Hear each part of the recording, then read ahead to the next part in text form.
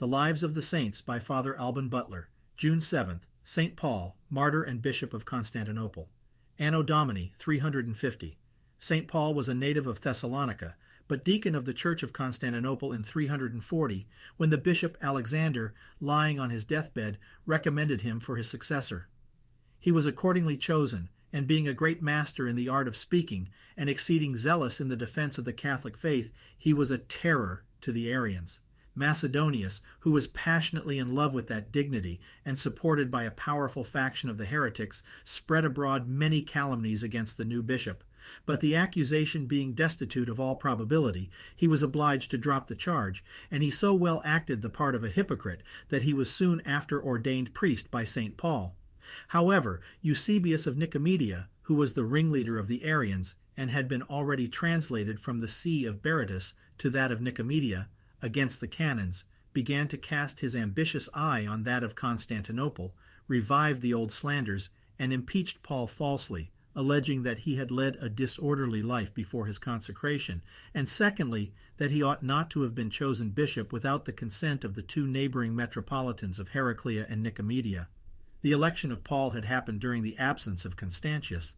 This was made a third article of the impeachment, and the two former having been easily confuted, this was so much exaggerated to that prince, as a contempt of his imperial dignity, that St. Paul was unjustly deposed by an assembly of Arian prelates, and the ambitious Eusebius placed in his see in 340.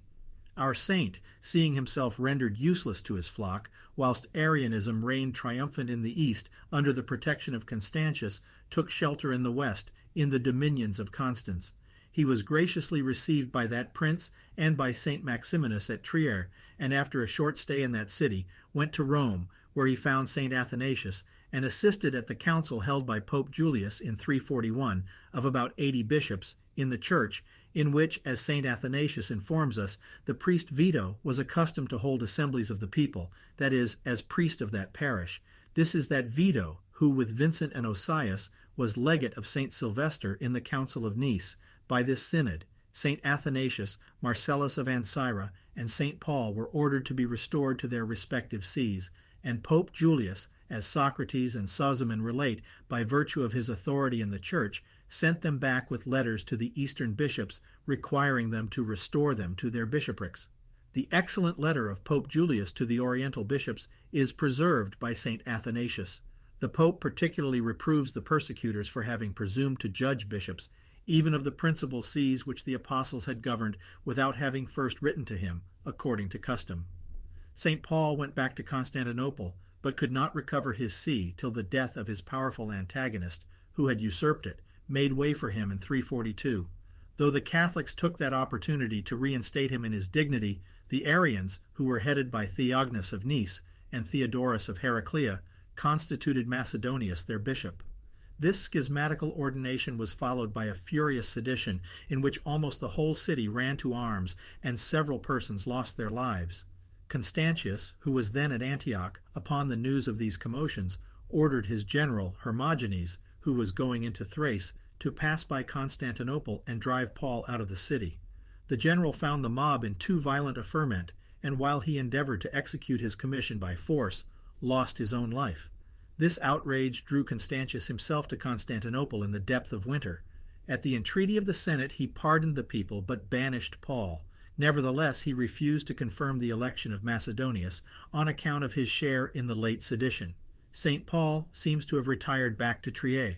We find him again at Constantinople in 344 with letters of recommendation from the Emperor of the West. Constantius only allowed his re-establishment for fear of his brother's arms, and the saint's situation in the East continued very uneasy, for he had much to suffer from the power and malice of the Arian party. He hoped for a redress from the Council of Sardica in 347. The Eusebians, withdrawing to Philippopolis, thundered out an excommunication against St. Paul, St. Athanasius, Pope Julius, and several other pillars of the Catholic faith. The death of Constans in 350 left Constantius at full liberty to treat the Catholics as he pleased. Upon application made to him by those of his party, he sent from Antioch, where he then was, an order to Philip, his prefectus praetorii, to drive Paul out of the church and city of Constantinople, and to place Macedonius in his see. Philip, being attached to the Arian party, but fearing a sedition from the great affection which the people bore their pastor, privately sent for him to one of the public baths of the city, and there showed him the emperor's commission. The saint submitted cheerfully, though his condemnation was in every respect notoriously irregular. The people, suspecting some foul design, flocked about the door, but Philip caused a passage to be made by breaking down a window on the other side of the building, and sent him under a safeguard to the palace, which was not far off. From thence he was shipped away to Thessalonica, and at first allowed to choose the place of his exile. But his enemies soon repented of this mildness, and he was loaded with chains and sent to Singara in Mesopotamia. From thence he was carried to Emesa in Syria, and afterwards to Caucasus, a small town on the confines of Cappadocia and Armenia, famous for its bad air and unhealthful situation in the deserts of Mount Taurus. Here he was confined in a close, dark place and left to starve to death. After he had passed 6 days without food, he was, to the great disappointment of his enemies, found alive, upon which they strangled him and gave out that he died after a short sickness. Pelagius, an Arian officer who was upon the spot when this was executed, told the whole affair to several persons, from whom St. Athanasius had it. His martyrdom happened in 350 or 351. The divine vengeance soon overtook Philip, who the same year was deprived of his honors and estate, and banished. The Arians from this time remained masters of the Church of Constantinople till the year 379, when St. Gregory Nazianzen was chosen bishop. The body of St. Paul was brought to Ancyra in Galatia, and by the order of Theodosius the Great was thence translated to Constantinople in 381, about 30 years after his death. It was buried there in the great church built by Macedonius, which from that time was known by no other name than that of St. Paul.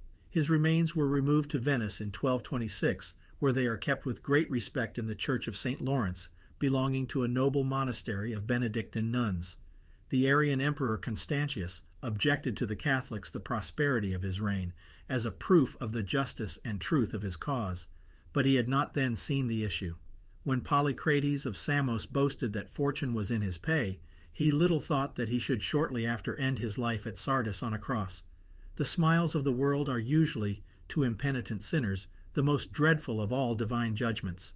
By prosperity they are blinded in their passions, and resemble victims fattened for slaughter, crowned for a sacrifice, according to the elegant expression of Minucius Felix. Of this we may understand the divine threat of showing them temporal mercy. Let us have pity on the wicked man, and he will not learn justice. Upon which words St. Bernard cries, "This temporal mercy of God is more cruel than any anger. O Father of mercies, remove far from me this indulgence, excluding from the paths of justice. Who does not pray that if he err, he may rather be corrected by the tenderness of a father than disinherited as a castaway? Even the just must suffer with Christ, if they hope to reign with him. He who enjoys here an uninterrupted flow of prosperity sails among rocks and shelves."